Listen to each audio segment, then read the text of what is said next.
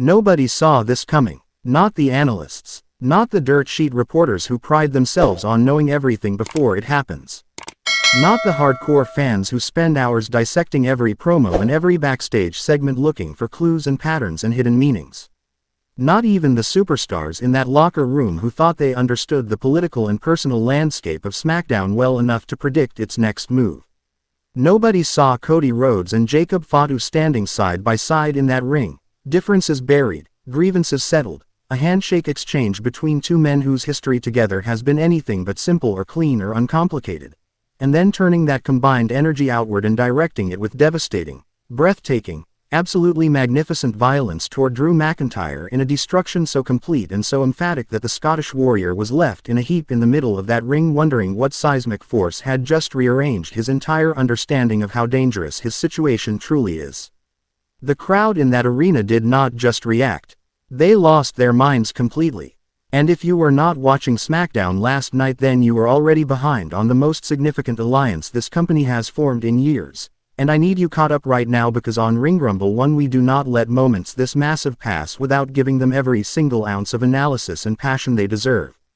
So lock in, because what I am about to break down is going to reshape how you see the entire SmackDown landscape going forward, and the implications run deeper and wider than almost anything this show has produced recently. Let us start with the reconciliation itself, because before we can fully appreciate the destruction that followed, we need to understand the weight of what it took for Cody Rhodes and Jacob Fatu to reach this moment. Because this was not easy. This was not two men who had a minor misunderstanding and a quick conversation that smoothed everything over neatly and conveniently for the purposes of a television segment. The history between Cody Rhodes and Jacob Fatu is complicated in ways that reflect the genuine complexity of professional wrestling relationships, layered with professional competition, personal pride, conflicting loyalties, and the particular tension that exists between two men who respect each other's capabilities while simultaneously representing fundamentally different things within the WWE ecosystem. Cody Rhodes is the American nightmare. The finished story. The man who fought his way back from everything this business threw at him and emerged at the absolute top, carrying a championship and a legacy and a connection to the WWE universe that very few performers in this generation can genuinely claim. He represents aspiration and perseverance and the stubborn, almost irrational belief that doing things the right way eventually produces the right results even when the evidence seems to contradict that belief entirely. Jacob Fatu represents something entirely different, and in many ways something more primal and more immediate. He is a physical force of nature wrapped in the complicated legacy of one of professional wrestling's most significant families. He carries the Fatu name into that ring with the weight of expectation and the pressure of succession pressing down on every single thing he does. And he has responded to that pressure not by shrinking or moderating himself, but by becoming more intense, more dangerous, and more explosively unpredictable than anyone in that locker room anticipated when he first arrived on the main roster scene. Jacob Fatu does not just want to win. He wants to dominate. He wants to overwhelm. He wants to leave no doubt whatsoever about the gulf between himself and the people unfortunate enough to stand across from him. Getting these two men, with those different approaches, those different philosophies, those different but equally significant histories, into the same corner required something beyond simple convenience or mutual enemy calculation. It required genuine conversation, genuine acknowledgement of past friction and past mistakes and past moments where things could have gone differently if different choices had been made. And on SmackDown last night, in a segment that deserves credit for not taking the easy route of glossing over that complicated history with a 30-second handshake and a quick promo, Cody Rhodes and Jacob Fatu actually had that conversation. Actually addressed the friction. Actually looked each other in the eye and said what needed to be said before they could move forward together with any kind of structural integrity holding their alliance in place. That foundation matters. Because an alliance built on nothing but shared opposition to a common enemy is inherently fragile, and professionally wrestling history is littered with the wreckage of partnerships that collapsed the moment the common enemy was neutralized. An alliance built on genuine mutual respect, on honest acknowledgement of past complications, on a real understanding of what each partner brings to the table and why that matters. That kind of alliance has the potential to be genuinely sustainable and genuinely dangerous in ways that extend far beyond any single feud or any single pay-per-view match. And then Drew McIntyre walked through that curtain and onto that SmackDown stage, and everything that Cody and Jacob had just built between them turned outward with a force and a ferocity that should have Drew McIntyre reconsidering every life choice that led him to this specific moment in his career. Let us talk about what the combined physical and psychological threat of Cody Rhodes and Jacob Fatu actually represents for Drew McIntyre, because I do not think the full scope of his problem has been properly articulated yet, and Drew deserves to understand exactly what he has brought down on himself through months of calculated brutality and deliberate escalation. Drew McIntyre is legitimately one of the most dangerous superstars on this entire roster. His size, his technical ability, his physical conditioning, his ring intelligence accumulated over decades in this business, and his complete psychological willingness to go to places that other performers hesitate to go, all of that makes him a legitimate main event threat against virtually anyone the company puts in front of him in a one-on-one context. Against Cody Rhodes alone, Drew has legitimate arguments for why he could come out on top. Against Jacob Fatu alone, Drew has legitimate arguments for why his experience and his savagery give him a viable path to victory. But against Cody Rhodes and Jacob Fatu simultaneously, operating with the kind of coordinated purpose that their Smackdown reconciliation established as the foundation of their partnership, Drew McIntyre does not have a credible argument. He does not have a realistic path. He does not have the physical resources or the strategic options to manage two threats of that caliber coming at him from different angles with different tools and different approaches that complement each other in ways that eliminate his ability to establish any kind of sustainable defensive or offensive posture. The destruction that Cody and Jacob delivered to Drew McIntyre on SmackDown last night was not just physically devastating. It was philosophically complete. It was a statement that said clearly and emphatically and without any room for misinterpretation, this is what happens when you push the wrong people too far for too long. This is the consequence of choosing escalation over de-escalation at every single opportunity.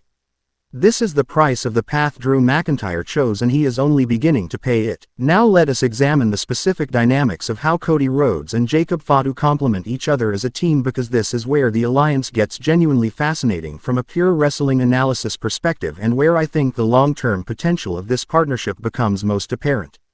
Cody Rhodes brings a combination of ring generalship, crowd connection, and technical versatility that makes him one of the most complete performers in the world today. He reads situations with exceptional speed and accuracy, he makes decisions in real time that consistently optimize for both competitive effectiveness and dramatic impact, and he carries with him at all times the weight of the WWE Universe's emotional investment, which functions as both a psychological weapon against opponents and a source of genuine energy and motivation in moments of adversity.